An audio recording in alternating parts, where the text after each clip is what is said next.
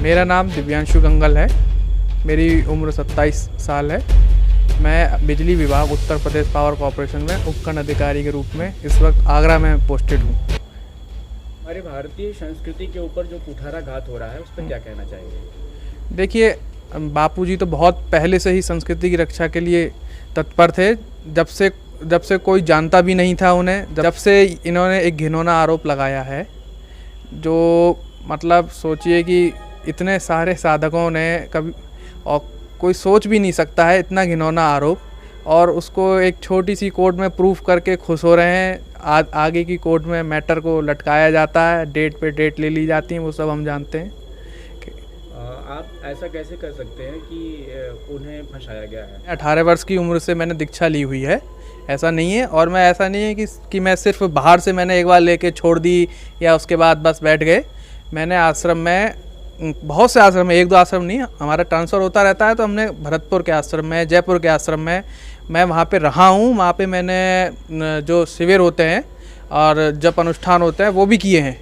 तो मैं वहाँ के व्यवस्था संचालक में रहा हूँ। ऐसा नहीं है कि मैंने सिर्फ वहाँ पे बाहर से देखा है, बाहर से नहीं देखा, मैंने खुद व्यवस्था संभाली है। मैं वहाँ रहा हूँ 8 दिन 10 दिन, तब इस विश्वास से कह रहा हूँ। मैं सरकार से, प्रशासन से क्या कहना चाहेंगे, क्या मांग रखते हैं आप?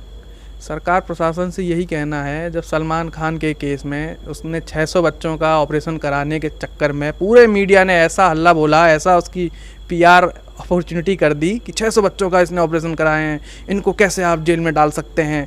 और यहाँ तो कोई गिनती नहीं है कि कितने लोगों का क्या कर दिया, कितनों के बना दिए। तो इनकी पीआर अपॉर्चुनिटी कौन करेगा?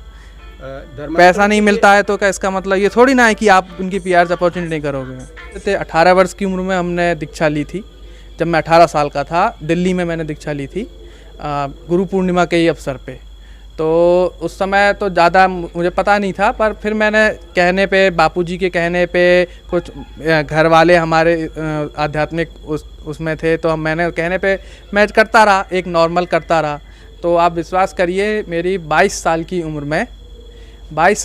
में मेरी 2 सरकारी क्लास 2 की जॉब लगी थी। मेरे कॉलेज में, मैं गोरखपुर से गवर्नमेंट कॉलेज से पढ़ा हुआ हूँ, तो वहाँ पे मेरे एक से एक धुरंधर आते हैं, सब कंपटीशन से सेलेक्ट होते हैं, किसी की नहीं लगी थी। और मेरी कॉलेज से निकलते ही मेरे पास 2 जॉब थी, जिनमें से एक आज जिसमें मैं कार्य कर रहा हूँ उपखंड अधिकारी के तौर पे, वो थी। तो हमने तो उनको महसूस किया है, उनके चमत्कार को। तो ये तो हम तो मान ही नहीं सकते। जब हमने खुद महसूस किया है तो दूसरे का हम क्यों माने। युवाओं के लिए क्या कहना चाहेंगे? युवाओं के लिए यही कहना चाहेंगे कि जो भी इस संत होते हैं, जो भी महापुरुष होते हैं, उनके कोई ना कोई किसी ना किसी रूप में लांछन लगाता ही है।